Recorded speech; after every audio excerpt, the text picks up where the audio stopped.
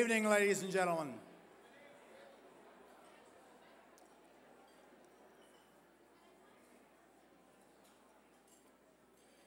I'm so sorry from the noise level that this is a group of shy, retiring people who don't want to talk.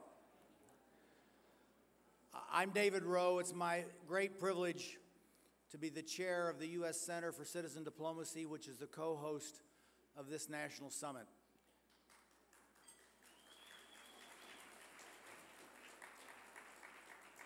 I want to start by thanking everyone here for making a choice to participate in this summit in some way, because that choice involves either an investment of your time, your talents, and or your treasures. And without those investments, it wouldn't happen. So we are privileged to host you, delighted to have you, and we're aiming to knock your socks off.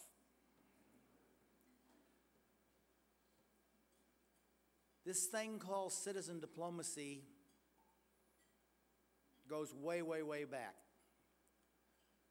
But where I want to start the story is with one of my boyhood heroes, my father's commander-in-chief in the European theater in World War II, General Eisenhower, who later became president, who knew what I think all of us who are Americans know in our heart, that the single greatest resource this country has is its people.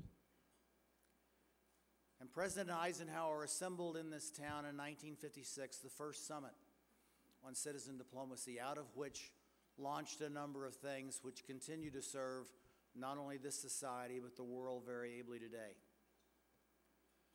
The U.S. Center grew out of a need for many of the organizations that will respond in the first summit. They're saying we need an organization that pulls us all together. But the guidance that came out of those early meetings 5, 6, 7 years ago, we don't want it based in Washington. Ooh. But the explicit and implicit message in that, decision right or wrong, was that Washington, as exciting and as good as it is, doesn't have all the answers. And if you go back to the founding of this country, there was a debate between a strong central government and states government and all that. I won't take you through all the history lesson, even though I love history. But people closest to the problems can often solve them. And that's the fundamental challenge facing all of us here who have chosen to be, by your attendance, our sponsorship, citizen diplomats, is getting the people of this world talking face to face, one handshake at a time, one smile at a time, one frown at a time, one intellectual disagreement at a time, so collectively we can solve the world's problems. And Washington is not the answer. There are great people here. There's a good government here. But they wanted something in the heartland, and out of Iowa it came, and so there's going to be a heartland theme tonight. Although I must confess, having been a recent Iowan, I've just moved to Texas, and I want to tell you, Texans think they are the heartland. And there is a heart in Texas too.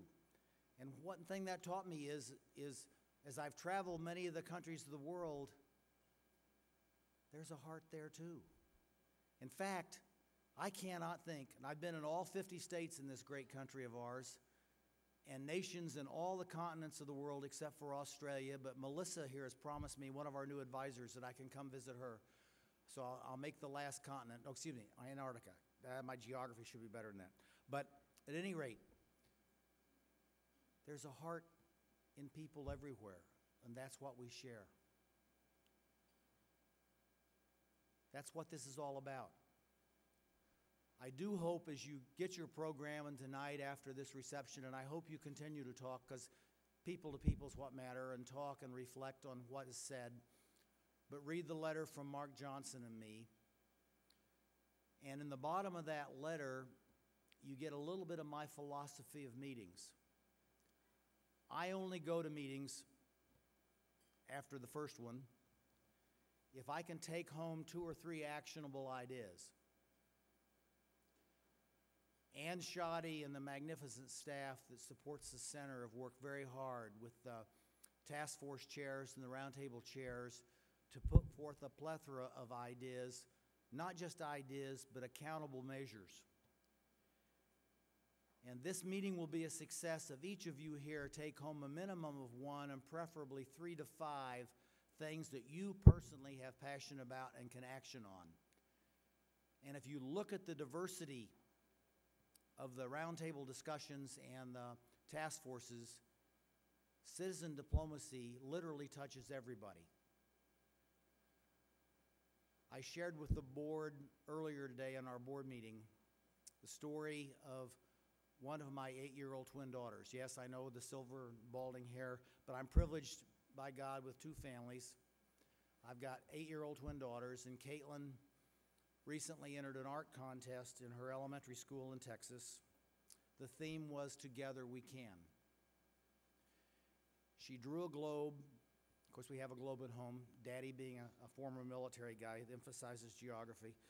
And but she also, around the globe, painted pictures of friends she had known or friends she had seen through her parents' travels. My wife and I, our college had 8 overseas campuses, so we brought back history. They've also been abroad. They had passports from when they were 6 months. And basically, she tried to portray all of the ethnic groups and religions of the world holding hands around the globe. And that really, and I didn't impose this. This was her idea. And I'm saying, an 8-year-old, she already gets it. What is wrong with the rest of us? Well, you know, that realization came to the opening speaker of this. It's going to be a short program because we really want this to be a gentle introduction to the summit. I've learned, as the planners of this program learned, that Washington meetings work better if you gently move into them with a cocktail reception the night before and start the serious stuff in the morning. So that's what we've tried to do. But Christie Vilsack, the former First Lady of Iowa and now the wife of the Secretary of Agriculture of the United States, is a phenomenal citizen diplomat. She has been in that role since earlier in her life when, as an American Field Service student, she studied abroad. Later, as a teacher and professor, I don't know about you, but I love my teachers, and the fact that she was a professor in a small faith-affiliated liberal arts college, I was naturally drawn to her, and the fact that her husband is very dynamic. And we in Iowa treasured him as governor, and I hope the rest of the country treasures him as Secretary of Agriculture, because he is a great one. But they traveled the world, because whether it's known or not, Iowa is part of the center of citizen diplomacy. In the height of the time when Khrushchev beat on the table the United Nations saying, "We will bury you," an Iowa farmer invited Khrushchev to come and see how to grow corn. It's a great story. It's a true story. And Iowa exports food around the world, the home of the World Food Prize. But I don't want to extort just Iowa. I can tell stories about every state in this nation, which are great. But I love my 12 and a half years in Iowa. I love being associated with the Vilsacks. But Christie and her husband Tom also volunteered, and they did a stage show in a dinner club about a love story, the human heart. At our heart, we all love love stories. We parents all love children. We grandparents all love grandchildren. We young people want a partner with whom we can have children or with whom we can inspire the future. Isn't that enough to bring us together? Ladies and gentlemen, thank you for coming, but it's my distinct pleasure to introduce to you Christie Vilsack.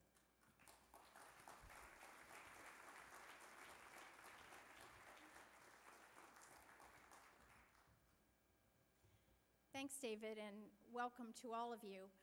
My husband just got back from traveling with the president to India, and of course that's part of their job. but it's also part of our jobs as citizens to make sure that we practice diplomacy as well. And it doesn't surprise me at all that this organization was born in my home state of Iowa, because this is how I grew up. I grew up in a town of 8,000 people, and as long as I can remember, we in Mount Pleasant had a foreign exchange student every year as a result of the Rotary Club teaming up with the American Field Service program, which was really started by a bunch of World War I ambulance drivers. And I could recite, going all the way back to my childhood, the names and the countries of the people who came to our community, because we all bought stock in them, and we all knew them and invited them into our homes. And for as long as I can remember, I wanted to be a foreign exchange student as well. And I worked really hard to earn that AFS scholarship that took me to Santiago, Chile in 1967. And as I talked to students and people of all kinds all over my state and around the country and around the world, because I've now traveled around the world, I've always said everything that I've done in my life started with and as a result of the fact that I went as a 16-year-old to South America to find out what my country was like from the outside and to represent my country. Now, when I was First Lady in 1999, one of the first things I got to do was to lead a group of women to Yamanashi, Japan, on a citizen diplomacy trip. And while I was there, I heard a wonderful story about a man named Richard Thomas, who in the late 60s in Iowa, as a farmer, after a cyclone in Japan, talked his fellow farmers in Iowa into airlifting a bunch of Iowa hogs to Yamanashi, Japan. And right now, today, every hog in Yamanashi, Japan is descended from the hogs that Richard Thomas and the Iowa farmers flew over there. They also flew enough feed, and I actually returned to Japan for the 4th time, to Yamanashi, in April to celebrate the 50th sister state relationship with that country. But I heard the story, and I came back home, and I thought, I grew up in Iowa, and I never knew this. I didn't know that Iowans had airlifted the hogs to Yamanashi, and I felt like every young person in our state and their family should know that story. So using our skills at fundraising, my foundation basically raised money in Iowa and among all the Japanese companies doing business in Iowa and Iowa companies doing business in Japan, and we actually created a book and gave it to the 40,000 families of kindergartners in Iowa so that the story would not be forgotten. And we reproduced the book again in April to go back to Japan to celebrate the 50th anniversary.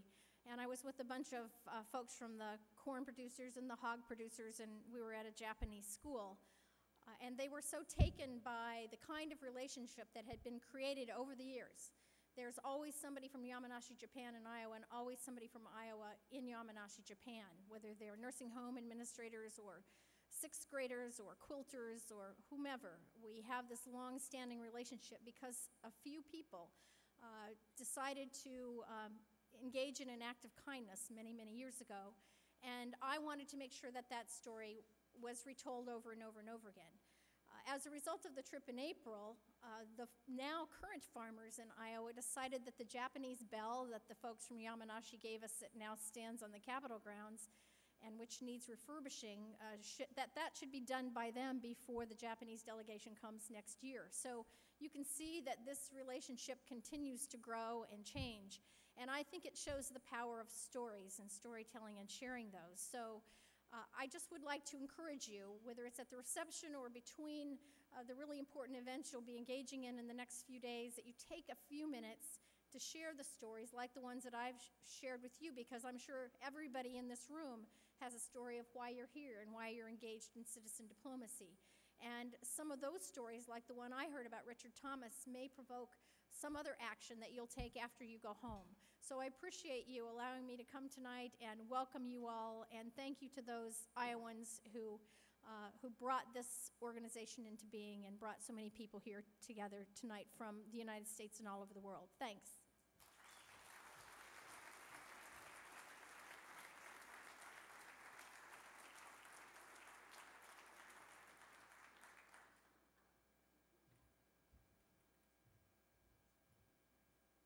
Good evening and welcome. I'm Karen Hasera from Springfield, Illinois, and I've been involved with the U.S. Center since its beginning. And it is certainly my privilege this evening to be able to introduce Ray LaHood. Ray is from Peoria, Illinois, and he was my congressman for the years that he served in Congress. And I watched him over many, many years being able to help people. He lived a wonderful life, down to earth. He was a junior high teacher. He was involved with the Youth Service Bureau, and he was a planner before he got involved in politics.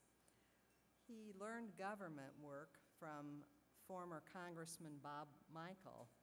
He was Bob's chief of staff. Bob was also from Peoria.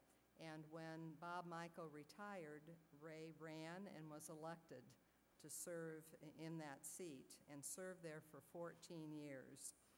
He was a wonderful congressman. He's the most down-to-earth, bipartisan person that you would ever want to meet. And I think that really shows because President Obama, after his election, appointed Ray as the U.S. Secretary of Transportation, and he now serves in that capacity. I believe he is the only Republican that serves in the President's cabinet, and I think that really says something about the character of Ray LaHood. So Ray, I thank you for being here this evening, and we welcome you.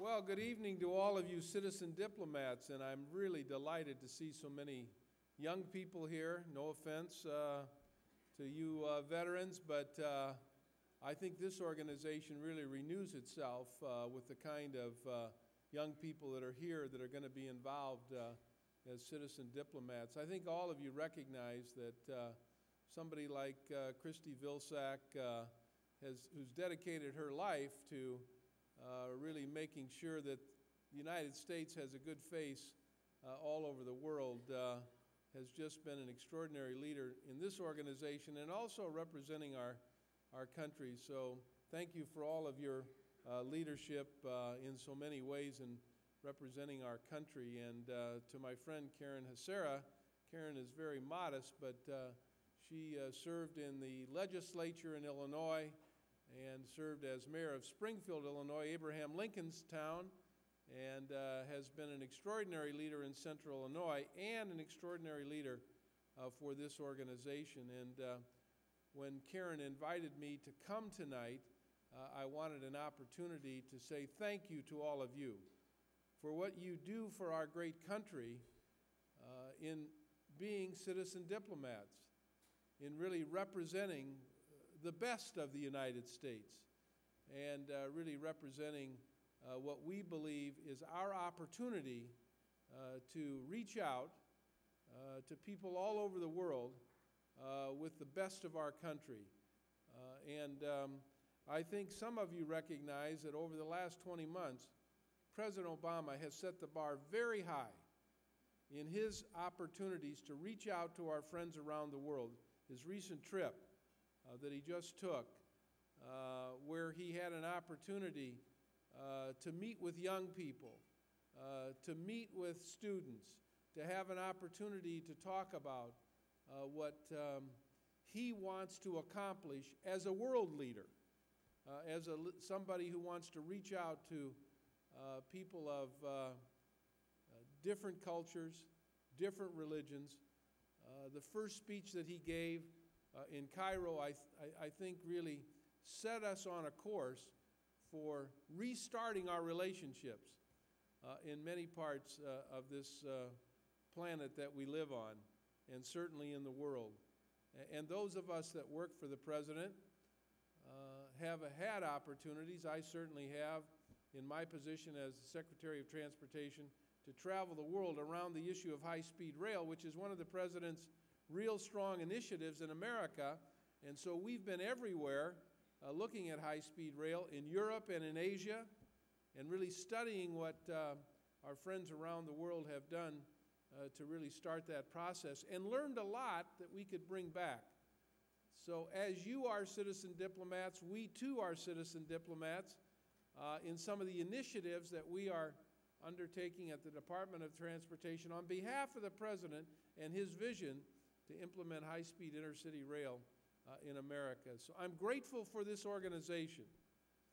There aren't enough paid people in our government to do the kinds of things that you all are doing and will be doing to represent our great country, and to put the right face on our country, and to put the right philosophy on our country, and to really represent America and represent it in a way that distinguishes our country for the great citizens that you all are for the work that you do. So thank you for what you're doing. Thank you for coming to Washington and participating in this important meeting, getting revved up and getting energized to continue the important work that all of you do. So I'm delighted to be here. Karen, thank you for inviting me.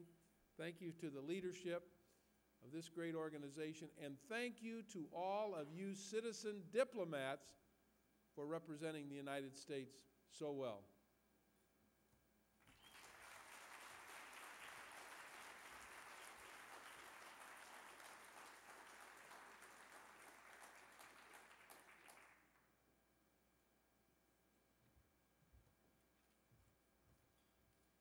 Thank you, Secretary LaHood and Dr. David Rowe and Karen Hassara and certainly Christie Vilsack for sharing your thoughts tonight as our kickoff reception.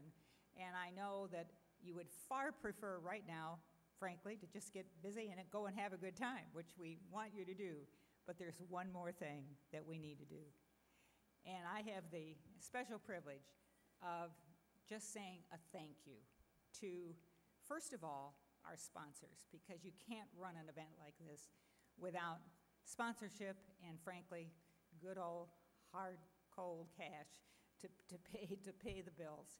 And so with that, I do want to pay special thanks, and I'll just read them off quickly for you, and they're up on the board for you. Certainly our major sponsors, Verizon and Townsend Vision, the Corporate Diplomat Sponsor Level and Anonymous Family Foundation, Global Citizen Diplomat sponsors American Express, the Coca-Cola Company, Visa, Skyline Pictures, the Museum of Library Services, the Mid-Atlantic Council, New York Life, the Principal Group, Siegel McCambridge Development Solutions, the British Council, Gallup, the NFL Players Association, and you'll learn more about that later in the program, and certainly our very wonderful partner in all of this effort, the U.S. Department of State, and in particular, the Department of Public Diplomacy and Public Affairs. The other person in particular, too, I want to pay special homage to is the Honorable Chuck Manat and Saturation Productions that is helping us with some of the documentary film work that is taking place. But there's another whole group, frankly, of entities that I think you should also know about, and I want to say a special thanks to them as well tonight, because not so much with money, but because of their history and because of their dedication to the field and because of their efforts, they have helped us make the event and the summit what it is and what it is going to be in the next 2 days.